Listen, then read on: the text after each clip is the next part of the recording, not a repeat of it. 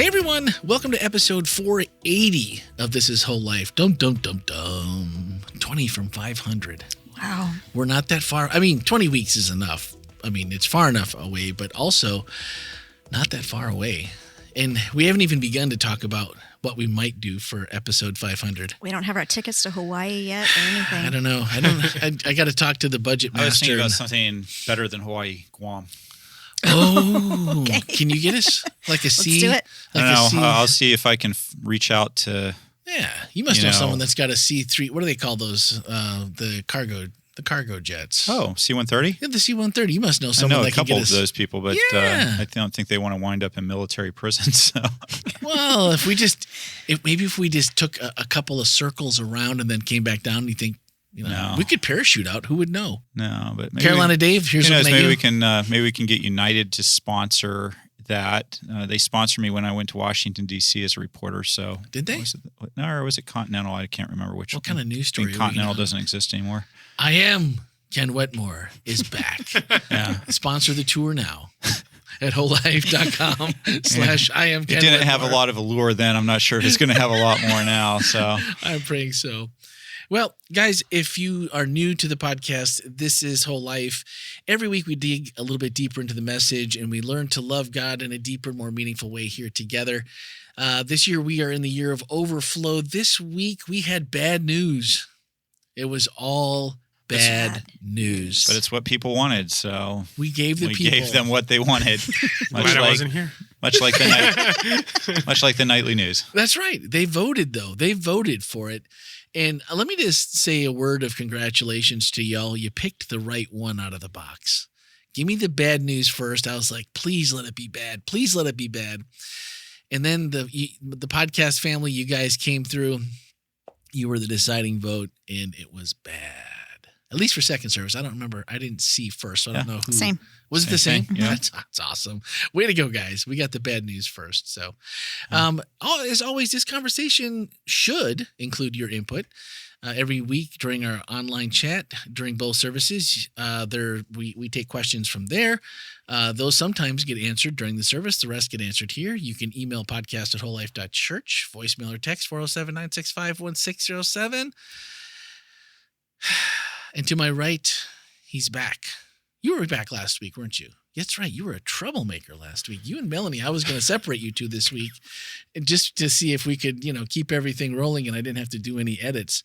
But You seen there were a lot of edits last week. oh my word, there was a couple of spots where I'm like, I'm not sure this. It was nothing bad, but it was also like, for people with an overactive imagination or even semi-active, this could go places we didn't need it to go. So we just made a couple edits. Wow, Wow, now okay. you put something out there for people's imagination, right? Yeah, it was I'm just very confused. yeah. I am too. I don't remember. Well, we were all over the place. We were in Song of Solomon. We were kind of all over the board last week. It was fun. And more than two people said. So is that a last lot week- different than most weeks? Is that? No, I don't think so. But two people last week specifically came up and said, "Man, I really enjoyed all the laughter. I laughed all the way to work, and then at the end, you guys wrapped it all up nice, and then I got to go to work with something to think about that was serious and meaningful, and so good job." And I was like, "There you go. That's what we do." So anyway. To my right, as I turn in my chair just to make sure I'm not lying on the air, is our lead pastor, Ken Wetmore, directly across at a 45-degree angle now. Well, actually, she's facing me now because I turned in my chair, is Melanie Bachman, our worship pastor, back from vacation and a worldwide Yes, sir. traveler, or at least to New York City, is Lucas Morais, and I'm Randy. So there you go. Welcome. So, news is a business. Is that news to anybody? I don't know. Ken's looking at me like, my answer. Yeah. No, news is a business. And I liked how you started out with news. Like you kind of went all the way back. News starts with the town crier. He's paid. So what's he going to report on, right? He's going to report on how he's getting paid. And Yeah. not going to be anything negative against that guy because got to eat. Printing press, say whatever you want. Too risky. Shut it down. Let's not do that. don't people get thrown in the fire and burned at the stake for stuff like that? Probably. Yeah, it happened. Yeah. Early American news, we went on to talk about being sanctioned by both sides of the aisle and maybe the middle, very biased. Well, yeah, like most of the newspapers in early colonial America and beyond were party run or sponsored, and so that newspaper would generally put forth the party's positions and ideas and report what made sense for that political party. And that was exactly why the founders enshrined the freedom of the press, because the press was not unbiased, and basically what could happen is if you had somebody come along and take, say the presidency of the United States, they didn't want that person coming along and then saying, well, this news reports stuff that's mean to me, and because, oh my goodness, go back and if you read some of the stuff that was printed about Jefferson, that was printed about Adams, that was not so much as Washington, there was some stuff, but I mean, if you look at the stuff that was printed about a lot of those early presidents, it was brutal. Yeah, it wasn't was nice. Vicious. And so, but these are the same people who put the freedom of the press into the Constitution and said, look, when you're a political figure, you have to go ahead and deal with this. You cannot just shut down the news, even the biased news, especially the biased news, just because it doesn't fit what you like or what makes you feel good about yourself. And so I think that's a really important thing for people to remember, because I think that it feels like in today's discussions, I hear people being like, well, they're biased, so they shouldn't be allowed to do that. Well, but no, that's precisely what the founders of this country were trying to protect. The speech that you don't like, that doesn't feel good for you. Do I think that it's right for people to be mean and say horrible things and lie? No, I don't. I think it shouldn't happen. And as consumers of news, you can have a little bit of control over that by whether you pay a lot of attention to it or choose to not pay attention to it. So anyway, but we definitely went back in time, and I really wanted to make that point because I do think I'd like to think that everybody loves history as much as I do and spends as much time reading about it as I do, but I'm guessing not everybody does. And so I wanted to make sure everybody understood that. Well, I was pretty excited when you got to radio, Yeah. because I knew all of them except the Communications Act of 34. Yeah. I remember the Radio Act 1927, 1949 Fairness Doctrine. That's probably the one that's the most well known. Yep. Maybe because it's the most recent. But like, Well, think about it. I mean, it's 75 years old at this point. that's That's crazy. You said news can never be fair and balanced, and we weren't just referring to the Fox slogan, but just all over the place. And then I'm like, you know what? I'm young enough to remember when Walter Cronkite used to, deliver the news and sign Just off the facts. just the facts, and even at that though, if you go back now, No, it wasn't just the facts. No. I mean, and no disrespect to him. No, of course but not. it just wasn't. And in fact, Walter Cronkite was one of the people who actually pioneered activism in broadcast journalism, where he said, you know what, there are some stories that reporters should take a stand on and say, hey, it's not just about the facts. This is not right what's happening. And again, you can agree with it or disagree with it, but that was he kind of started that trend to a certain extent, along with others, 60 Minutes, and some of these other news programs that would go in and they would tell the news from their worldview, from their viewpoint, what they saw happening, and they'd say, not. And there is something to be said. I mean, are all viewpoints equal? Does a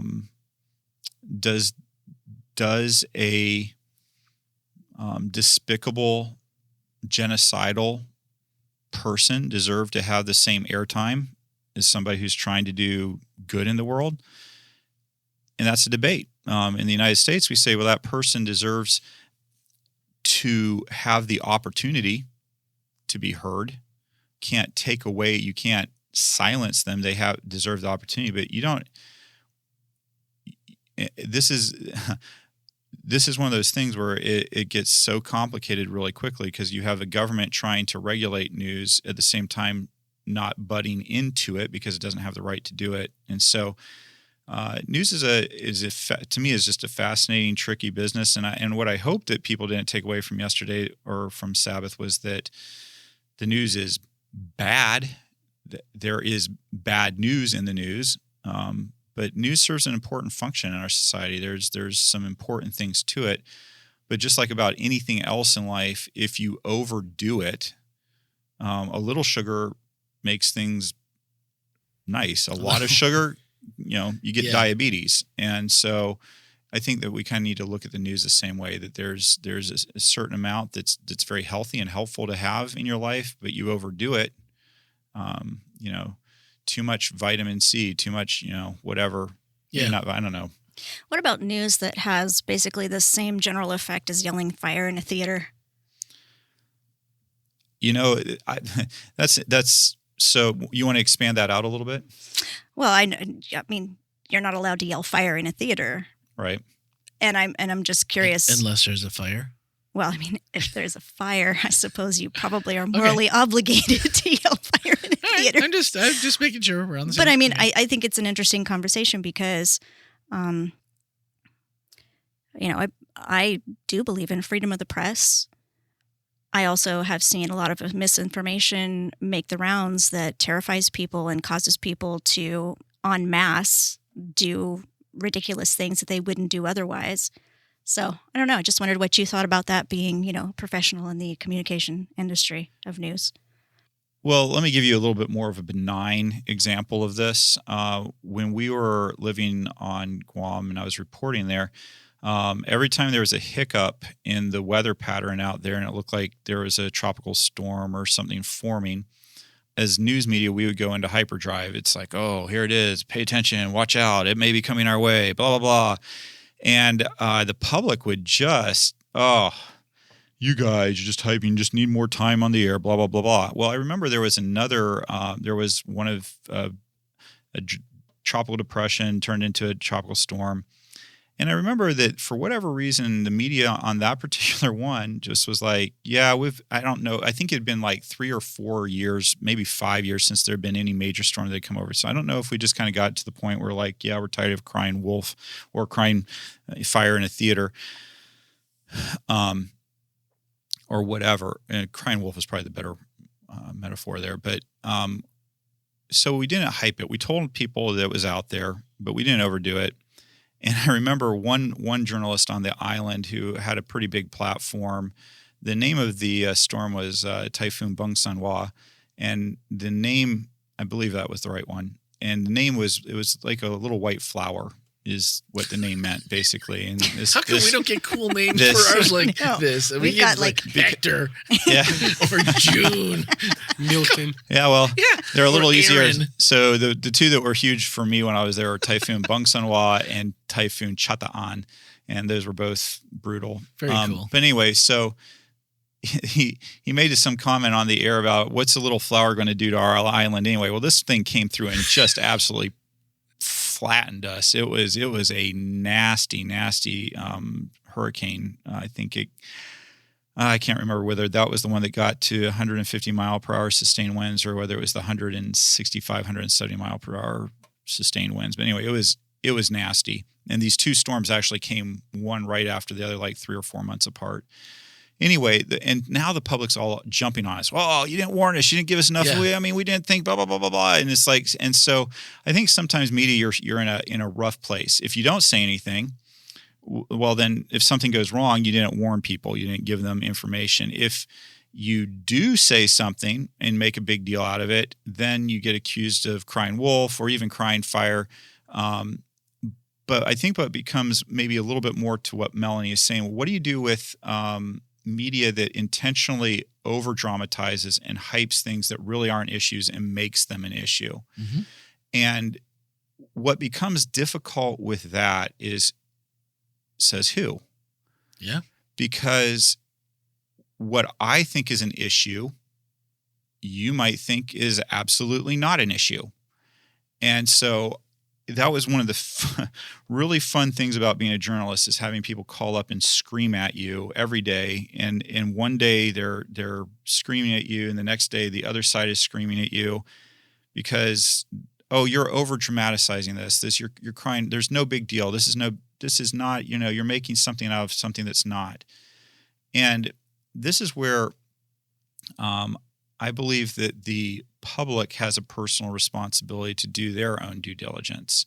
When you see the media reporting on something, dig a little deeper if you're feeling scared. Is this really global warming? Is this really a thing? Dig into the data for yourself. You say, I'm not smart enough to do that. Well, there's a lot of data out there. There's a lot of different places that you can go, and you've got to decide what you believe are credible sources. And that is one of probably the scariest things for me in today's world, is that there is such a disagreement on what credible sources are. It feels like we used to say, oh, we know these are credible sources. If you go to people who academically study these kind of things, that's a credible source.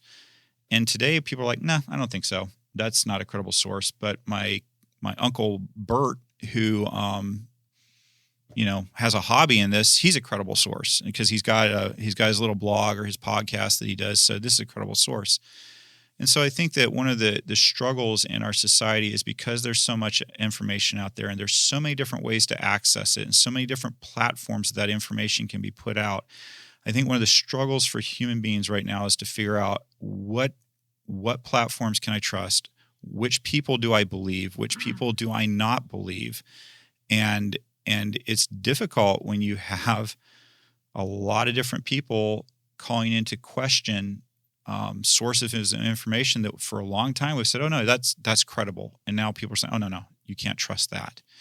So I think it's incumbent on every person to do their own research, look out for themselves and say, okay, is this really a fire or is it not? If somebody yells fire in a theater, what I'm going to do is I'm going to look around. Are there flames? Are there flames? I'm going to make sure I gather my people close to me, because the big thing when you yell fire in a theater is that you're going to get stampeded. So how can you avoid not getting run over? And the way that you do get run over is just jump out in that aisle and run as soon as you hear the words fire. The best thing that you can do is look around and say, what's really going on here? If there is fire, am I running towards it or am I running away from it? Pay attention to your surroundings.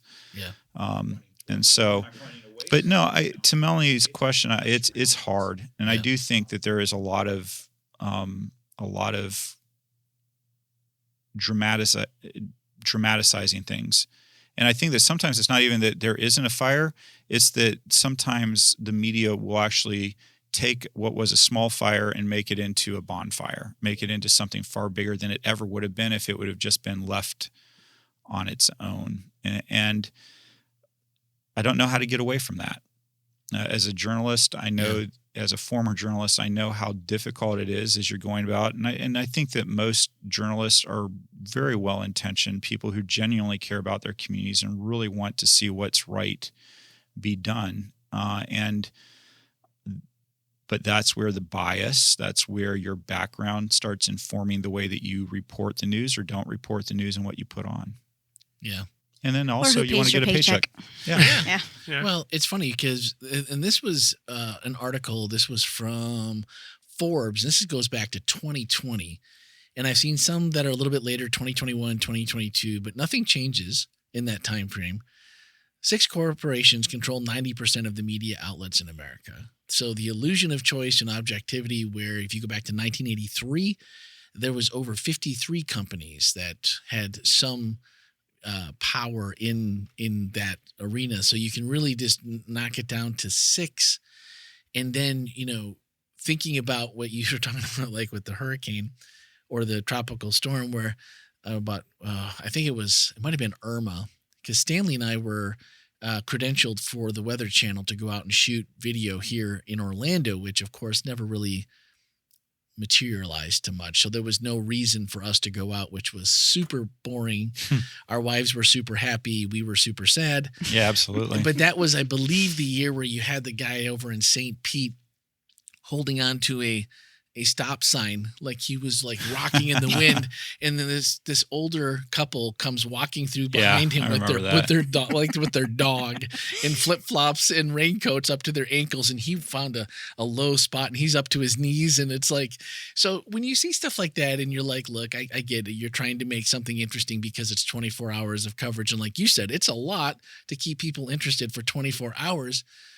But you got to think about the credibility where people are like, I mean, if you're willing to lie and over exaggerate and over dramatize this, what else are you willing to do? Yeah. And I think that those that do the best are the ones who are authentic, who Yep. do tell the truth, and who, to the best of their ability, report as fairly as they can.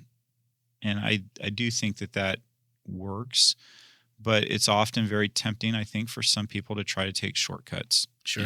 And we talk about who pays your paycheck, but the news industry is an incredibly, incredibly competitive industry to be in. If you are a reporter, you probably don't want to stay, a reporter in Bismarck, North Dakota. That is where Bismarck is, right? No. Yeah. Okay. Yeah, no, you're right. You're good. Just making sure. I got to look. I was like, oh boy. So with all due respect to our listeners in Bismarck, North Dakota, your local television reporter does not want to be there. They want to go to New York. They want to go to Los Angeles. They want to go to Chicago. They want to go to the big markets. And there's a good reason for that, is because most reporters get paid very, very little money when they first start off and when they're in the smaller markets. I can tell you, when I was doing news in 2000, I started off working in radio news, and I was making $8 an hour. I know it was 2000, but that still was not a lot of money. It's only 25 years ago. It's not like it was forever. It was $8 an hour. Wow. And when I left news, I was making, as the political and military reporter who also co-anchored the 6 o'clock news, I think I was making about $30,000 a year on the island of Guam. And so that gives you an idea. Now, Guam is an unranked market. In the United States, there's 200 ranked markets, and then after that, they're unranked. But if you're anything in the 100 and above club and not ranked, you are not making a ton of money. So you're wanting to go somewhere where you can actually make a decent living. Orlando, I think, is, I don't know, I think they're the 12th or 14th market now. They've grown. So anything in the 20 and below is like the major leagues. You have hit the big time when you're in those markets. And so to stay in that market is very competitive, because you got a bunch of young people who are wanting to come in and take your job. And then you're wanting to hold on to your job. You're wanting to maybe move on to, I don't know, other big things in your career. So it's incredibly, and so I say all that to get back to the guy who's hanging on to the sign, trying to make it interesting. People sometimes try to take a shortcut to get to that next stage of their career, to get to that next place that they want to be. And so that's another part of the news that you kind of have to take into account. On the other hand, what I would love to say is that the people that I worked with in the news, and I know that I worked in the news 20 years ago on the island of Guam, so just, take that.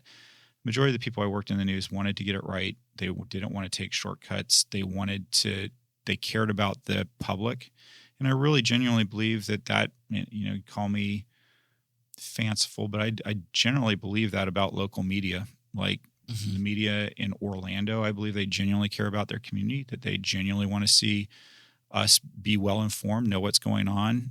I think when you get more into the national media, that changes a little bit there, that they're looking at a bigger picture than just their local community, and it's harder to see the individual faces, and you're not living with the people that you're reporting on and people about. Don't recognize you where you're going, probably, like at the grocery store. Oh man, that's a blessing and a curse, right? Did I ever tell a story about going to? Have I told the story about going shopping at? I don't know. At Ace Hardware when we were expecting Kyla. Have I told that one on the air here? I'm not sure, but let's go for it. Go for it. Who knows? It could have been a while ago. So, all right, I'm ready. So I think I'm one of two white guys on the news on my channel. Of Guam? I know. It's anyway. Okay. So I kind of stood out like a sore thumb almost everywhere I went. And so this particular Sunday, I had a big project. We're trying to get our nursery ready for Kyla's birth. And so I went to Ace to pick up a bunch of stuff. And I really did not want to be stopped and have somebody spend 30 or 45 minutes telling me why I was horrible at what I did, or even why I was good at what I did. I just wanted to get in, wanted to get out. So I put on my hat, put on my overalls, I put on sunglasses, and I go into Ace, and I can't help myself. I think I cannot wear sunglasses inside a building. I feel like there's just something not okay with that. So took off my sunglasses, and this this guy sidles up to me in the aisle and he goes, "Hey, Chelu," which is kind of like brother or bro there. "Hey, Chelu, you look like that KUAM guy."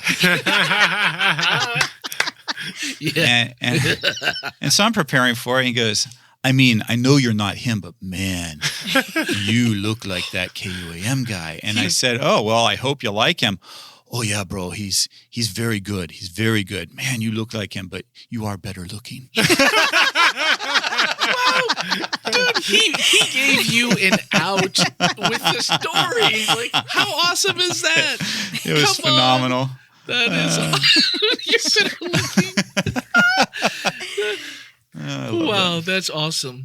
Well, I think you're right about the local. I feel like that local market and the local news anchors. You said most people are trying to get up and move up and, advance their career. And I believe I just saw Channel 2, I think that's NBC in Green Bay, Wisconsin, and Bill Jarts, who I grew up with as a news anchor. I think he started I want to say he started in even weather, and then he was doing news. And then he finished his last 35 years covering the Packers. Wow. And then back to news again. They had someone younger come in and take over the sports beat. And 45 years, I want to say, at one station. And you're like, and I just texted my brother and I was like, is that true? Like, could he still be alive? Because if I'm this old, how old must he be? It's so funny. I grew up watching WLS. It was an ABC, I think, affiliate in North Carolina, Hendersonville, and Darcel Grimes, 6 o'clock news anchor my entire childhood. And I think she may have retired just 5 or 6 years ago. That's wild. I mean, yeah. And so you sometimes really see that where there's in local media where somebody finds their place. And that's one of the things I do love, whether it's the newspaper or radio or television or any of the media, a lot of them do a lot to give back to the communities, the local communities that they live in, whether it's food drives or helping out. I know we were at KUM, we were constantly doing all kinds of community service projects where, go clean a beach, help out with, reading literacy in schools. That was kind of a fun one when I got asked to go do a celebrity reading at a local elementary school. And I got to go read to a bunch of kids, and the first class of kids comes through, and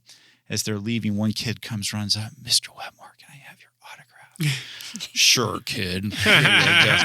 So the next thing, there's there's 5 kids, they're all running at me, and the teacher's glaring at me like, "We got to go to our next thing." And the next person I was like, "Okay, well, I'll sign some autographs and leave them with your teacher."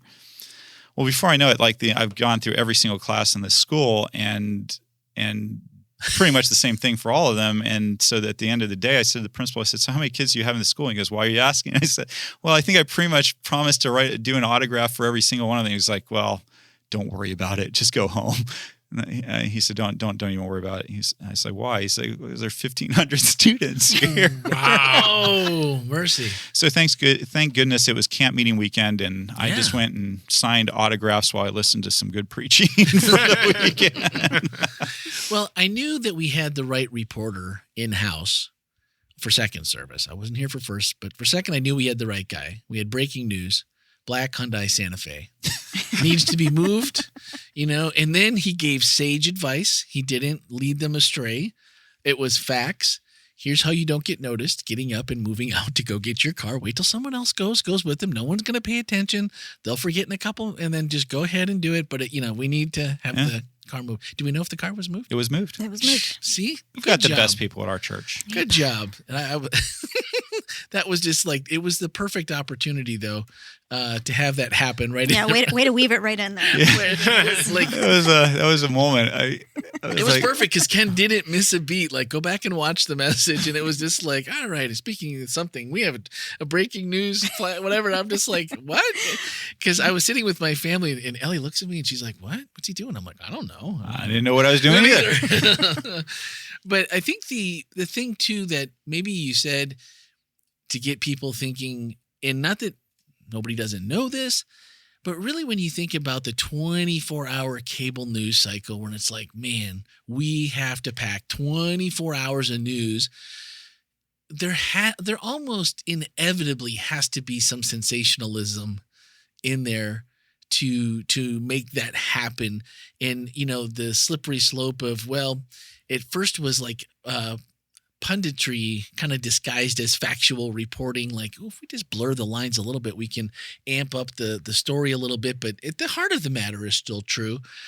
And then I know this to be true because I've looked at it before, and you said, look it up. Ratings dip when we do stories about nice things or good stories. Big time. And since the internet has been out, I was really going to look this up, and I didn't finish looking for it, but I can think of like 4 different blogs, websites, X accounts, like Twitter, that were like, we only do good stories. We only do good stories. And there's none of them there. They're all gone. Like they're 6 subscribers. Well, I think people. Well, people love it. They sign up initially, but then they never click. It's like, I was talking about 1440 News that I do subscribe to. They have some really lovely stories near the end of that, and I rarely make it there. I'm like, here's the top headlines and moving on. Yeah, 1440 is good. Yeah. And then the one that and someone said, well, Ground News. I've looked at Ground as well. One I like really well for people that if you go to your search engine is where a lot of people get in trouble. And it's like, how do you do that? And this is one I use. It's called freespoke.com. Okay. You go to FreeSpoke, and it's got AI just like Google and everybody else, Bing, whatever search engine you're currently using.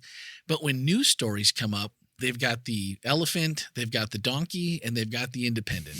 So every news story comes with, this is how it's being reported on the right. Here's how it's being reported on the left with headlines. And then here's an independent slant to it. So you can really go all 3 and go, I can get a kind of a flavor of how each side is trying to flavor this argument or this news story. And then it'll give you independent links to each of those. So even in your search engine, you have a little bit of choice like that. And so I kind of like that one. And then the one that I tell everyone, the Pour Over newsletter, it's like a 5 to 10 minute little one. And there's also a podcast. And every story, and it's like, they let you like, Trump and Putin, it's the world leaders meeting and it's all going to be bad. And then it's like, oh yeah, but here's in, such and such Mark or John or Luke. And here's a verse that's like, hey, like Ken said, Jesus is in charge. He's got this. And so it's your dose of major news stories with a little biblical underpinning to go, it's okay. You're going to be all right. Don't worry. If we lived in a perfect world, would we be bored all the time? Oh, man. I don't think we understand I know I don't. Because when I think about it, I'm like, if we're living in a perfect, like, what are we going to do in heaven? Right? Like all the things that we worry about, that we spend time on, that, do we have jobs? I think it's breaking news. The lion lay down with the lamb. But I think it's a little bit like I am a sucker for a good soda. Like I'm talking about lots of sugar, caffeine. I'm talking, what I won't, name any of them, but I love. One of them might be a medical professional. Maybe. Also somewhere that I, would love to visit in the mountains if you follow me. So anyway, but early in the morning, while the dew is still on the roses. So exactly. But anyway, point is, when I'm drinking them regularly, I crave it. I crave that next one. And when I'm able to break myself from that cycle, suddenly the next time I get one, it's really sweet. And I'm like, wow, that's a lot sweeter than I remember it being. And I don't crave it the same way once I get out of that cycle. So going back to what Melanie asked, which I think is a really fair question, would we be bored in a perfect world? I don't think so. I think that once we weaned ourselves off of enjoying catastrophe, there's so much to know. There's so many things that you can learn. There's so many things that you can be doing with your time. I just think that we wouldn't be bored. I think we might be bored for the first little bit, maybe, but I do think that in the long run of things, it would be incredibly wonderful to live in a world where the bad news had exited. The awe and wonder of it all, maybe just enough to keep us like what. Just a little bit of cancer? Is that what you're saying? Just one or two murders a year, just to keep it interesting. Well, I think we're still going to have that news because I think, aren't we still going to be thinking about, once we get to heaven, or maybe we're not going to be thinking about it, but I think there's relationships that we don't understand yet, like, people that are families here and marriages, and the dogs go to heaven, and it's like, hey, it's, all 12 of my dogs that I had while I was alive, and, they're all here and they're all mine, and, there's things that we don't even know about. I think there'll probably be plenty. What do you think, Melanie? Yeah, you asked the question. Go for it. I don't know. I guess we'll find out. But I think it's really interesting that we seem to be wired for controversy. And I think it's interesting how controversy is built into basically every single storyline, every single movie line. Even preaching. You have to find the tension point in preaching, or it's boring. I never do that. You never. Is that why I'm boring? I think we are so pre-wired for looking for the tension that I'm not. I think we might have to be rewired if we're not going to be looking for tension. Well, that's what I'm wondering. Do you feel like maybe at when Adam and Eve sinned, that's the wiring got crossed at that point? No, I think the wiring was probably crossed before that, because if you look at the fact that there's this tree, you're not supposed to go close to it. You're not supposed to touch it. You're not supposed to eat of it. So the tension existed in the middle of the garden before anybody ever ate fruit. Yeah, that makes sense. The tension is good, though. So says Andy Stanley. You can't have growth without tension. Although I'm sure in a perfect So there would be no growth in heaven then? Well, maybe there's tension in heaven. They're just a different kind. I don't know. Well, most of our growth happens from death, so that's going to be really interesting too, right? It is interesting. Yeah, I don't know. There's too much. There's so much that we don't know, and I think that's what I think the point you were getting to. Like, there's going to be a lot of stuff to learn. There's going to be a lot of stuff to understand. Are we ever going to truly understand, even as our new perfect bodies, perfect selves? Are we truly ever going to understand the true omnipotence of God, that He's always been here? Like that. That's a concept that is so foreign and weird that I just wonder, like, how does that ever get understood, or do we just get smarter upon entrance? Because otherwise, he's gonna have to find something for me to do, like a Harley or something. Don't worry, I think motorcycles go to heaven. I'm pretty sure mine's on the way to the shop. I'm not so sure. Hey. Lucas. I'm actually with you, Lucas, on that one. Mine's being towed to heaven right now. No evil thing that causes death. Oh, but it's a good death if you have to go that way. Oh, I don't know. I would choose that over plenty of others. Oh, Just saying. Maybe. If you're gonna go big. I don't know. I saw a couple of videos from a couple motorcycle accidents. I didn't think I wanted to go that way. No, don't slow down. You don't want to limp away from this. Oh no, this person definitely did not limp away. Oh, no, then you're good. Speed. Parts of their face were scattered over about a quarter of a mile. Well, so that's good. That's good. You're not. You might want to edit that out of the podcast. So. You're not coming back from that. It's just where you leave it, and life was good right up to the moment. I'm down. Okay. But I'm not normal, so we'll also. My dad would 100% agree with you. I grew up riding on the back of a motorcycle, which is probably why I do not ride a motorcycle today. My dad was a great motorcycle driver, so don't misunderstand me. But man, it's not the people driving the motorcycle; it's the people driving around them. And you're not wrong. Yeah. For the most part, you are not wrong. Hey, Lucas, did we have any questions today? Yes, we got a couple. Here's the first one. How can we stay informed without succumbing to fear and anxiety? Well, I hope I gave you a couple Yeah, we did. examples at the end of the sermon where setting a time limit on the amount of information, how much you dwell Yep. on things that are difficult and rough. It's interesting. I also think there are certain things that get you agitated that don't get other people agitated. And I think you need to know your triggers. Yeah. There's some things. There's a couple shows that I can watch and it just does not bother me at all. But for Rochelle, it will just Can't do it. Just Yeah. it's not okay, and it really bothers her a lot. And there's some things that she watches that I'm like, how can you, this is like, oh, I mean, Can't do and it. she's like, oh, no, Yeah. but it doesn't agitate her, doesn't make her upset. So I think one of the things you need to understand is where your triggers are at. There are different triggers in news. There's some kinds of news that will get you going a lot faster than other kinds of news. So just if you know it's going to set you off, Yeah. don't eliminate it, but limit it. Create just spaces of time where you say, I will look at this much and then move on with my day. Also, know what time of the day is the best time of day to be looking at these things. I made the comment, don't look at it before you go to bed. And I had someone comment to me after, well, that's exactly when I look at it. It never bothers me. I go straight to sleep. And that's actually when I prefer to look at it because I reset for over I'm not thinking about it all day. And I was like, oh, well, cool. That's a different Yeah. perspective than I'd had. I guess maybe because I worked in news, I'm used to getting up and looking at the news and starting my day off that a little bit like that. But I can see where they're coming from on, that. But limit how much you do of it. Then also, rather than feeling helpless about the news, think about what you can do. What can you do if you are really concerned about the environment?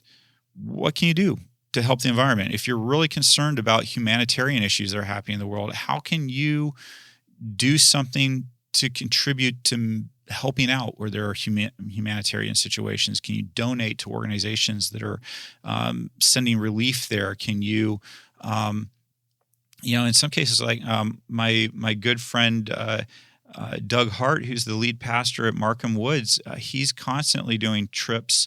I shouldn't say constantly.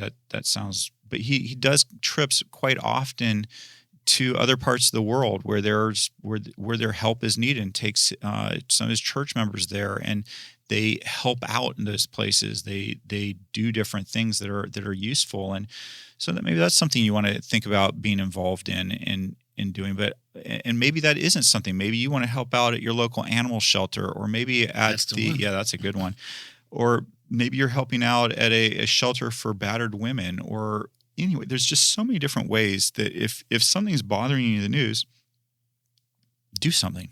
I like you said serve, and that's the one Yeah. that stuck with me because, and then you mentioned an animal shelter, which staff went and spent a morning over at the Seminole County. I don't know about you, Animal but that's like we've done a couple, and they were all wonderful. But that was the one that like I really left that one just feeling like a better human being at the end of it. I was like, oh, That was really fun. How can you not with the dogs looking out at the cage? Well, I spent part of my time shredding paper, and I still I love shredding paper. I maybe I should have. Anyway.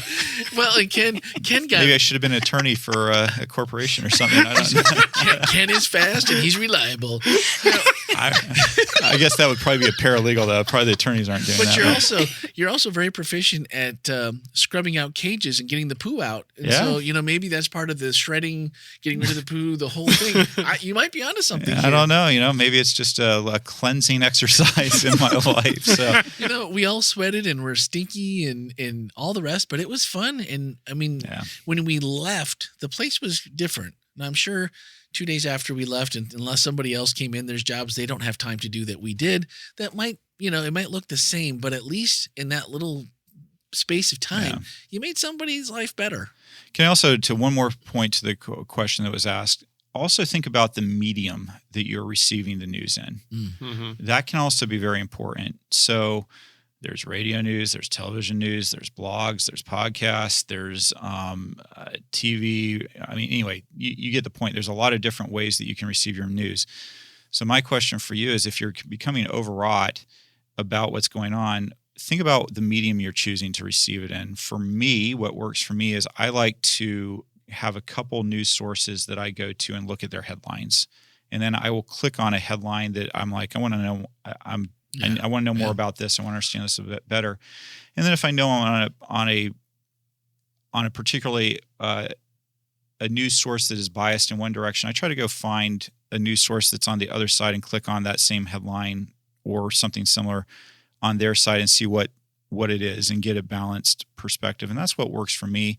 Setting a timer, saying, hey, I'm going to spend not more than 30 minutes on this, or 15 minutes or whatever it is that you feel like will allow you to kind of see what's happening in the world and then move along. But you do have to understand that different news sources have different priorities in what they report. The Drudge Report, which I referenced in my sermon, is a place that a lot of reporters, at least when I was reporting, would go and look at what was happening. It was kind of the reporter's website for what's happening in news. But Drudge is very slanted. He's got a certain perspective, and he tends to put it's a news aggregating, so it's links to other news stories on other networks. And while there's a lot of different news sources in there, it's also tends to slant with whatever Drudge is trying to, whatever he's thinking, what's on his mind. But then again, that's what I like about it is I know who my Drudge is. I don't really always really know who the head of all the different studios are and what their particular perspectives on things are. So anyway, my point is just find out the medium that works for you, limit the amount of time that you're spending on it, and then be an activist. Go and do something about whatever it is, whatever that you feel like. Can't imagine how much better the world would be if people actually donated to the things that they actually think would help the world be a kinder, nicer place, and actually gave their time to the things they thought would make the world a kinder, nicer place. It would be an incredible world to live in. Yeah. No, I remember when the Drudge Report came out, and I bought his book. It was called The Drudge Report Manifesto, and it's an interesting. If you really like news like I do, and I know Ken does, it's an interesting read. But that was I hadn't heard that for a long time, the Drudge Report. And I was like, oh, that's a blast from the past. I haven't been there for a while. Oh. What else we got for questions, Lucas? So here's another one. If we decided to stop following the news completely, would our lives likely experience more positive outcomes or negative ones? A little bit of both, maybe. I don't know. I mean, I think that there would be positives that would come out of it in some side of things, but you probably do need to know if there's a hurricane headed towards Orlando. That's probably a helpful thing to be aware of. It's also probably a helpful thing to be aware of what's happening in your country, especially if you're going to be an informed voter. It's probably helpful to have that information. And so I hope that nobody walked away from the sermon on Sabbath saying that get rid of the news, don't pay attention to the news, because that is certainly not the point I was making. The point I am making is there's only so much negativity that you can put into your life before it starts to ooze out of places you don't want it to ooze out of. And so, again, I would not advocate for getting rid of news, but I would advocate for limiting it. And I think when you limit it, you'll see that you feel a little bit happier, that life is a little bit better, and that that things aren't as horrible as you think they are. But again, think about this. If news is motivated generally, and I think most news is motivated by politics in one form or another. Sure. And politicians need you to be angry. They need you to be upset because they need that for you to vote them back into whatever, or vote them into an office, because they and only they can solve the problem. And if they can put that information out there, and by the way, I say that I'm talking about politicians from every different party. So I'm not picking on one person or one party, but politicians need you to think that there's a problem, because if there's no problems, then they're not needed. If the current administration is doing a great job, well, then why would we change gears? And if the previous administration had done a good job, or we thought they were, then why would we ever change? And if you are the current one, you need them to believe that you are doing a good job, and that the person who's coming in is going to ruin it all. Going to mess it up, And so that is what you have to peddle in politics. And I will tell you, having covered politics professionally, there are some very wonderful politicians out there, and they are the minority.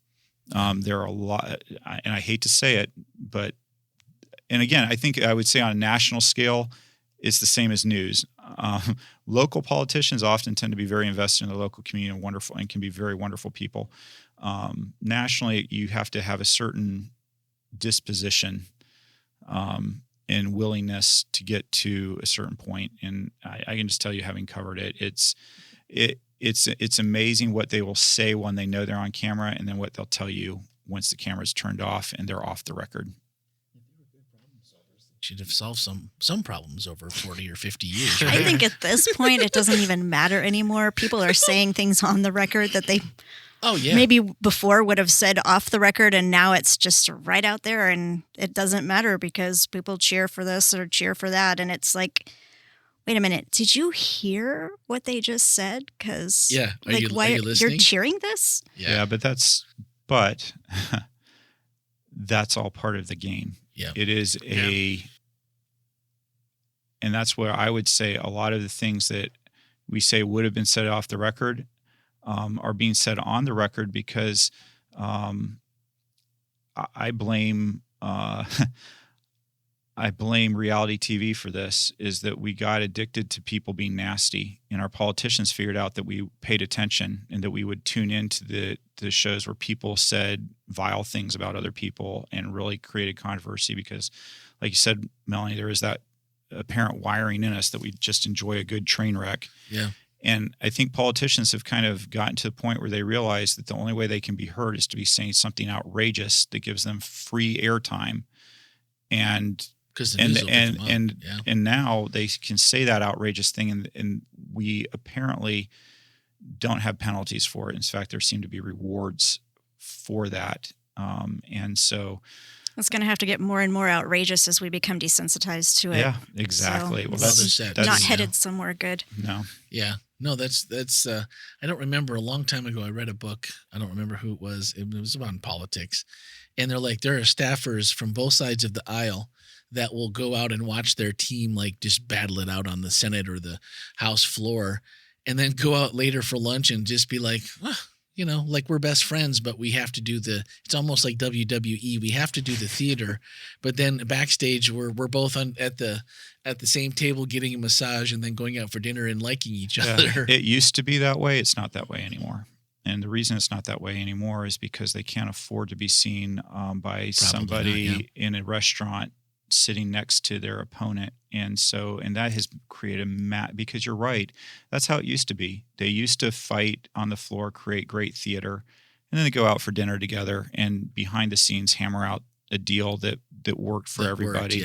And today they won't do that, because if they get seen working with quote unquote the enemy, then they'll be blacklisted in their party. They won't be given. And so that's problematic, because really cooperation and a certain amount of willingness to have flexibility and being like, well, I'm not going to get everything I want, and you probably not are going to get everything you want, but maybe sometimes that's the beauty of having people with different opinions, is that if you go too far on one side, it may not always be good. If you go too far on the other side, that might not be good. And maybe when we can meet in the middle in some way, sometimes that can be helpful. Now, sometimes it's right or wrong on one side or the other. But in a lot of legislation, it's very helpful when the two parties or three or whatever is going on will come together and be able to find compromise and be able to how to work together and move the country forward, rather than just kind of holding everything ransom. So, we have one more? Yeah, we have one more. Question for Ken. The silence of the church on some of today's news, like the genocide in Gaza, is deafening. Jesus didn't just quietly feed the hungry and heal the sick. He took a clear stand and spoke out to protect the weak and vulnerable. Should the church be doing the same? Yeah, I appreciate that question. It was asked during, I think, first service during the Q&A. And it's one that I wrestle with a lot. At what point do you stand up and say, hey, what's going on here is wrong? Hey, what's going on here needs to stop? And at what point do you not? At what point do you say, you know what, what's going to come out of this is division, people being divided, and creating a split in your local church over an issue that isn't impacting the local church. It's a horrible thing. It's impacting, and perhaps it is impacting some people in your local church. I don't know. But it's a difficult thing to know what to do on that. I really do try to speak up, and when I believe that there is something that is impacting our church, and that by speaking up, I can accomplish something positive for what I think is wrong.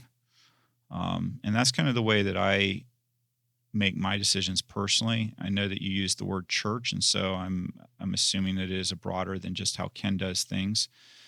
I do think that and I'll just say, from my personal perspective, what's happening in Gaza, the people who are starving, the things that are happening, they can't be justified that way. They can't. And I know there'll be justification about terrorism, Hamas, and I think that's definitely a discussion that makes this so nuanced, and that makes it that there's a lot going on there. But I know that there are a lot of really wonderful people in Israel who are deeply dismayed about what their government is doing in Hamas. And there's a lot of really good people here in the United States that are deeply concerned about the seeming support of our government, that it's allowing this humanitarian crisis that's happening in Gaza, that where people are just, it's from everything I read and see in the news on all the different sides, like the best slants on this is it's horrific. Yeah. What's happening there. It's horrific.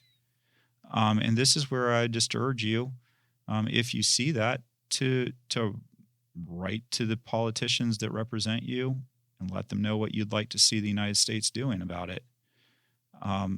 Provide money to aid organizations where aid is able to get in. And that's probably the most disturbing thing, is that humanitarian organizations like the Red Cross and others are being limited in what they can do to help out in this area. I think that's really disturbing. I like I said, there's a lot going on there. And I think that one of the trials of being in a church service that lasts an hour, a sermon that's 25 minutes, is how do you have longer discussions about really complex issues? And I think that Gaza is a very complex issue. I think that there are some very complex issues going on there, and so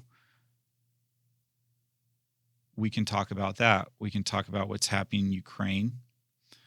We can talk about some of the things that are happening over in Africa. We can talk about some of the things that are happening in Myanmar. We can talk about things that are happening in China. We can talk about things that are happening in the streets here in Orlando.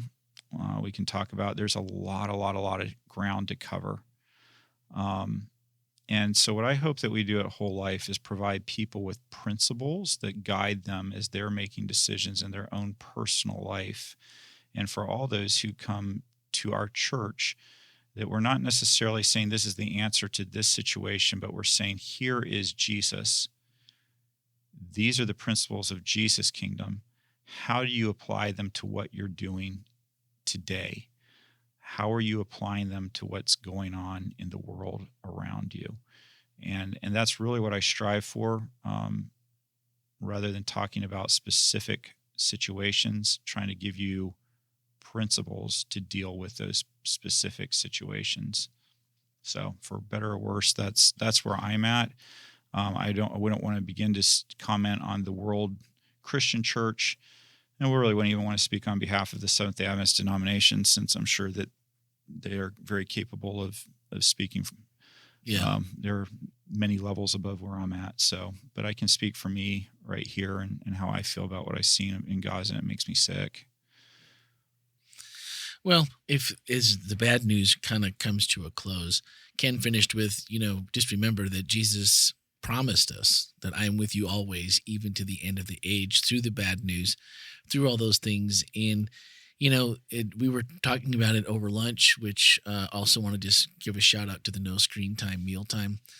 That has been a rule in our house forever, and it's a good one. We like to eat together, and occasionally we succumb to the pressure of our youngest who wants to have a picnic, which means watching her favorite television show while we eat dinner.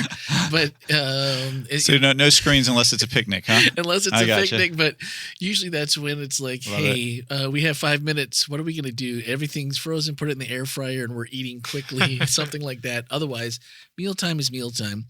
And I think in that we had a great conversation, just kind of about, what is if we believe Jesus is coming back soon and the end is coming and all the things that, Ken talked about in Luke, that Jesus says, yeah, they're going to happen. They have to happen before I can come back. But you can't allow that to make your life miserable now. How are you loving? How are you impacting? Are you donating? Are you serving? Are you even just serving your fellow man here at Whole Life, your fellow family? I mean, so all things to consider that the good news. So I know we're going to jump into good news, and that is leading into the good news. Anything else you want to share about the good news that's coming this week? It's great. It's not just great. good. It's not good. It's great. Ooh, that was pretty good. That was really good. Nice. You might want to Nice. take a look at doing some voice work. Yeah. So anyone. By the way, I have to say that somebody, I'm trying to remember who said this to me, but they were like, I just love Randy's voice. It's such a soothing, beautiful radio voice. It's like, and I was saying, yeah, I feel like Randy, if he'd only been born about 40 years before he would have, Yeah, that was my first. That was my intention. That was my first job interview out of high school. So that was the way it was going to be. That's why my wife can't listen to the podcast, because I used to read stories to her all the time, and she'd be like, and so she's like, "You just voice it puts me to sleep." So the podcast is no different, apparently. So I'm like, every time you're asleep, just turn on the latest episode. I talk about you all the time. Ken's shrill voice is on there. It's okay. No, and it's funny you said that, because when the stand-ups that you did, because guys, if for no other reason, bad news, good news, whatever, you got to watch last week's sermon, because watching Ken doing stand-ups on Guam with, the 90s no rim glasses, the garb, he looked slick, and he had that microphone, and he was just like out here doing his job. It was super fun to watch. So all that, but I have noticed that your voice was much more shrill then than it is now. You've got that lower tone going for you now. It's amazing what 25 years. Tommy packs some more bills today. Yeah. Well, that's. I am not kidding. Who was it that I was back on Guam, and I was like, one of the personalities, I'm pretty sure he quit smoking. I was like, man, your voice is probably about. Yeah. You used to be a bass, and now I'm feeling more like soprano. Yeah, that wonderful gravelly voice. I mean, there's a few benefits. I am your pastor. All right. So on that, this week, look forward to the good news. And if there's ever a time, like guys, in the show notes today, there'll be links to some of the different things that we mentioned, 1440, free spoke, some of those things, just if you want a few extra tools. The other thing is, please be tuned into our events page. There's a link right there as well. We have a ton of stuff that's coming up. I know Summer Party kind of just like got finished, but there's a ton of stuff that you are not going to want to miss. I'm not going to give any details, but there's Connected. Other than Connected, like if we want to serve. Connected's coming up. You need to sign up for that. And then I would also say that on September 6th, 7 o'clock, we're having our town hall to talk about the next 10 years of Whole Life's future. And it's going to be exciting to talk about how we are going to be amplifying what we've been doing. So it's just growing what we've already been doing and taking it to that next step. And so I think it's going to be a really exciting evening. So I hope you'll, mark off about 90 minutes on September 6th. And it will be live streamed, so watch for that as well. But if you can be in person. Well, no, come in person if you're here. Yeah. I mean, we'll be here. Yeah. But, if you're someone that already tunes in from afar, tune in. And also wholelife.church/connected. Go and check that out, because we have two things right now that are open for September 12th and 13th that we're ready for you to. The Fun Run, one of them? Yeah, the World Vision 6K. It's 4 miles. Oh, man, World Vision. Great organization. And come out and do that. Do what I'm going to do. Walk. That? Well, and you can even do that one. Here's another one. You can do it virtually, and it counts. And which is on the honor system, but this is a new thing that that's like last 5 or so years. You see a lot of places doing the virtual walks. You keep track of your miles. They give you a system to do it. And I have a month to get it done. Yeah, and here's the thing. all the money that all the miles that you put in and you're raising money for people to have clean water. And so this is like the coolest thing is to put in some miles. So hang on, are you actually having to get sponsors, or is this just something you pay to do? I believe it's just something that you pay to do, and I think, Okay. but I think that makes me feel better because I'm terrible at getting sponsors for But things. I think you can get sponsored. Okay. I just started. We just put this on the website, wholelife.church/connected. There's two global events up there, and the rest will be coming September 1st because we need like 750 volunteers. We need 300 run walkers for that event, which will happen in the morning. You could still do an event in the afternoon. I'm going to. Yeah. So lots of cool stuff to come. If you have any questions, there's information there to email Andreline and find out more. But just mark off the 13th and plan to spend the day with us. We're going to go do the walk. We're going to have events here in the church. We're going to have events outside. Anything you can think of, we're going to have something to do. And then we're going to meet together at the end. We're going to sing a few songs. And Can I promo worship more together. one thing? Go for it.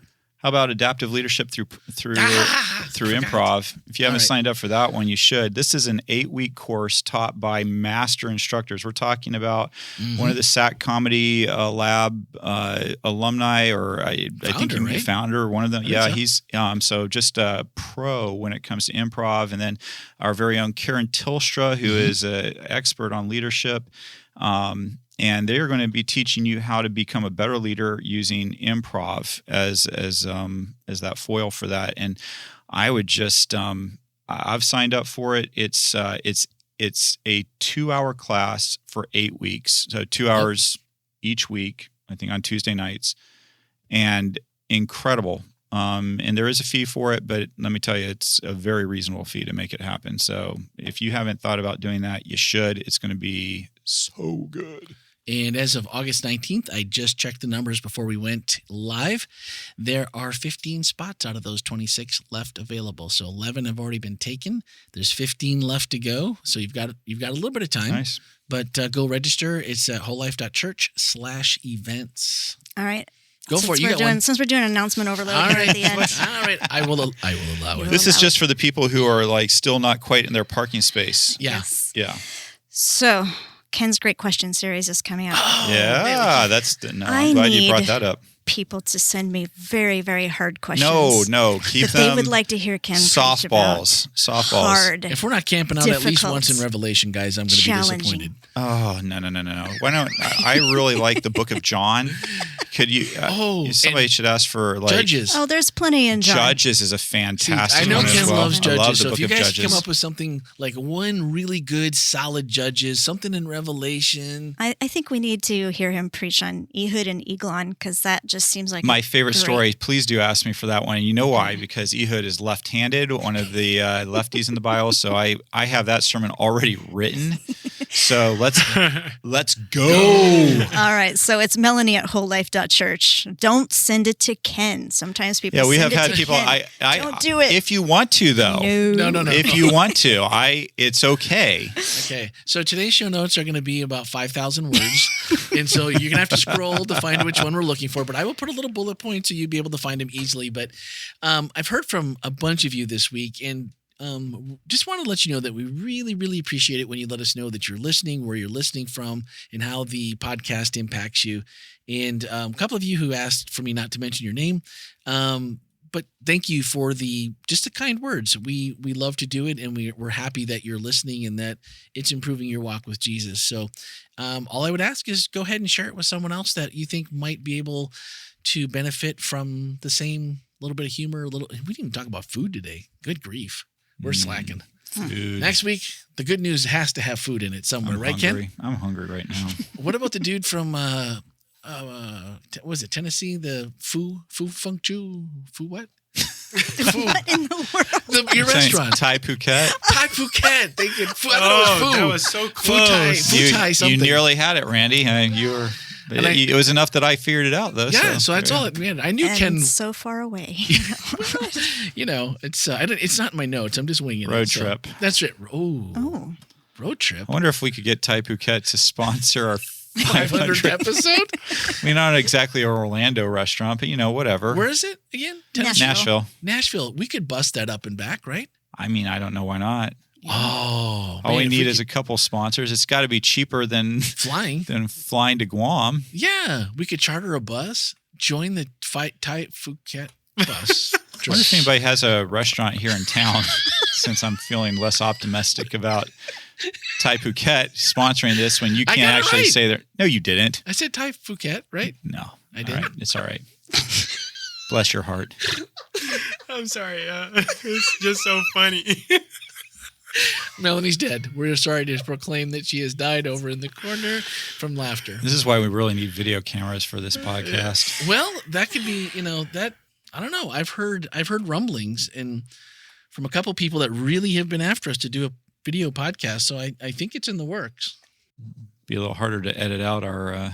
Well, that one you're going to get the whole. What's that? The whole 9 yards. Oh, there So we go. be careful. Those stink eyes across the table and those Melanie's. What? I wasn't doing anything. I will have video evidence But of there's such. got to be a filter. Filter. One of those ones that, like makes you smile no matter what face you make, it makes you smile. So here's what I propose for the first video podcast. It's I propose we bring a meal in and we have some food here that we can all eat. And chew into the microphone. No, don't chew into the mic. It's okay. I just think that we'll we should mute. We'll mute while Yeah. someone will talk while someone else takes a bite. Yeah, but I think food. Maybe we could bring like family favorite recipes, and we could each do one, and then we could post the recipes. Like you got something good for Mac and Smack? I mean, come on. I mean, I have a microwave. What? Perfect. So I think it's on for food as long as it's before January. Well, it can't be before January. Oh, yeah. Guys, we love you so much. Thanks for listening. And if you watch us, that's your own fault. I can't help you. We love you. Have a great week.